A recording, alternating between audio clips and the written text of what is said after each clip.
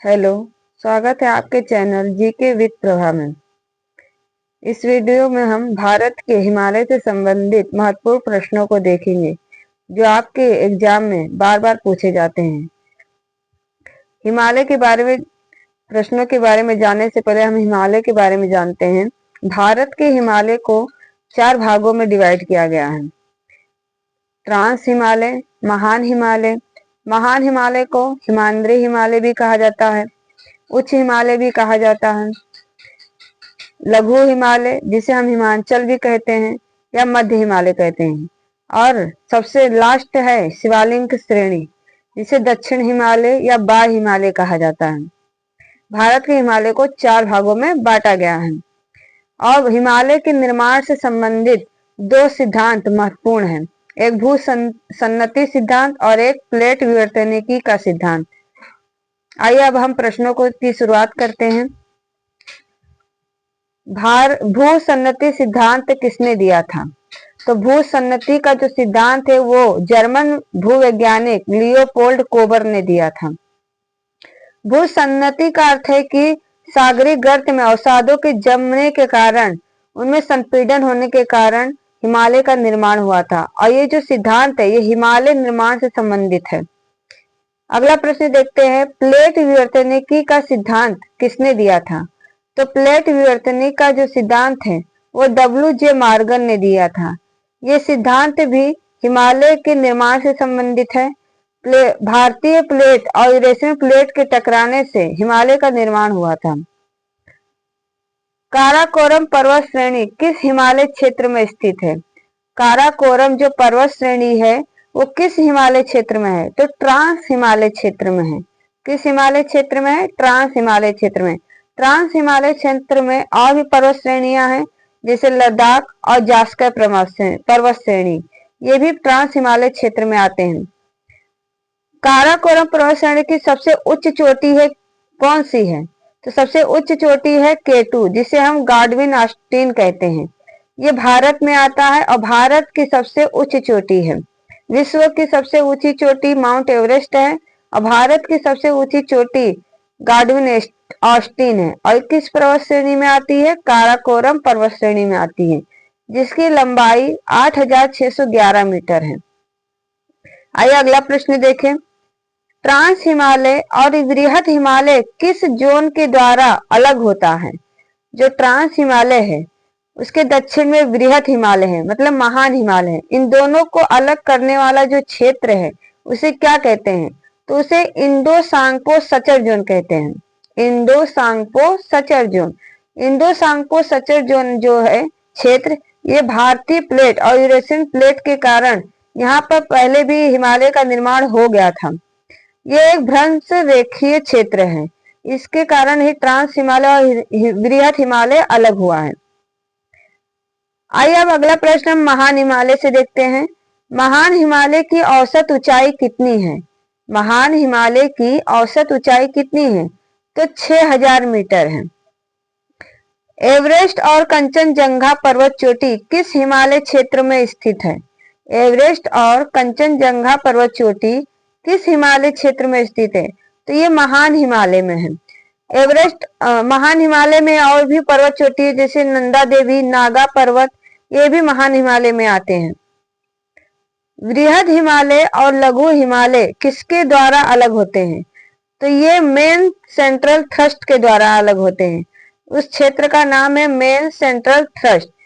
Trans Himalaya और वृहद Himalaya Indo Tsangpo Sachar के द्वारा अलग होते हैं, और वृहद हिमालय और लघु हिमालय ये मेन सेंट्रल थ्रस्ट के द्वारा अलग होते हैं। महान हिमालय में कौन कौन से दर्रे पाए जाते हैं? तो कौन कौन से दर्रे पाए जाते हैं? बुर्जिला दर्रा, जोजिला दर्रा, बारालाचा दर्रा, शिवकल्ला दर्रा और नाथुला दर्रा, ये प्रमुख दर्रे हैं जो महान हिमालय में आते हैं। आइए अगले हम प्रश्न पर देखते हैं।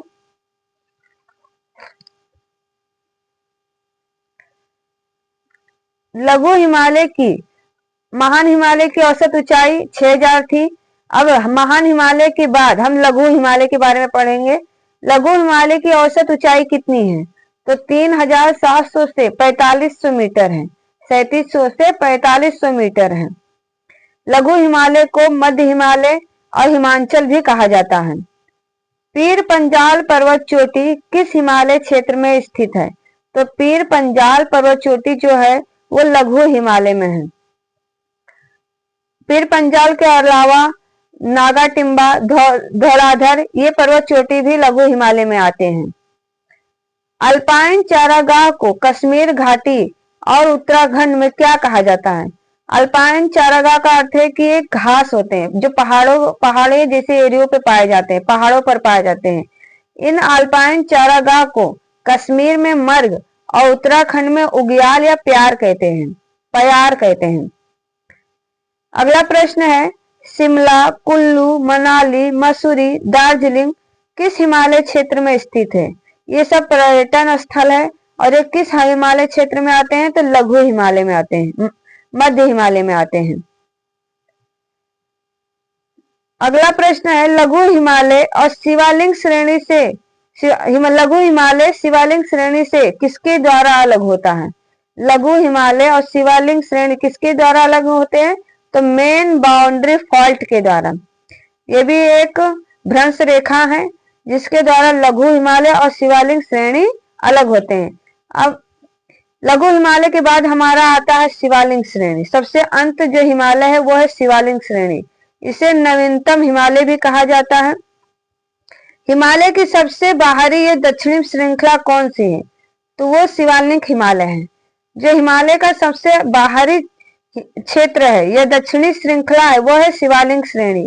इसकी लंबाई है ऊंचाई जो है 900 से 1200 किलोमीटर है। ऊंचाई जो है 900 से 1200 किलोमीटर है। शिवालिक श्रेणी को दक्षिणी श्रृंखला भी कहते हैं क्योंकि ये सबसे दक्षिण में हिमालय है और बाह्य हिमालय भी कहा जाता है। शिवालिक के निचले भाग को क्या कहते हैं? शिवालिक का जो निचला भाग है उसे तराई कहते हैं।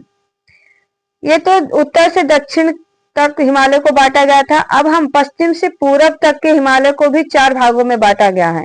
पहला है पंजाब हिमालय। पंजाब हिमालय ये किन नदियों के मध्य फैला हुआ है? तो जो पंजाब हिमालय है ये सिंधु और सतलज नदी के बीच फैला हुआ है। इसकी लंबाई जो है पंजाब हिमालय की 560 किलोमीटर है। कुमाई हिमालय ये किन नदियों के मध्य फैला हुआ है? तो ये सतलज और काली नदी के मध्य फैला हुआ है। इसकी लंबाई 320 किलोमीटर है। नेपाल हिमालय यह किन नदियों के मध्य फैला हुआ है? तो ये काली नदी और तीस्ता नदी के मध्य फैला हुआ है जिसकी लंबाई 800 किलोमीटर है। असम हिमालय ये किन नदियों के मध्य फैला है? तो ये तीस्ता से दिहांग नदी के मध्य फैला हुआ है जिसकी लंबाई 720 किलोमीटर है। हिमालय से संबंधित जितने भी प्रश्न थे मैंने इसमें कवर किए हैं जो आपके किसी भी एग्जाम के लिए बहुत ही यूजफुल है। अगर आप मेरे चैनल पर नए हैं तो प्लीज सब्सक्राइब करिए, आगे शेयर करिए और लाइक करके कमेंट भी करिए।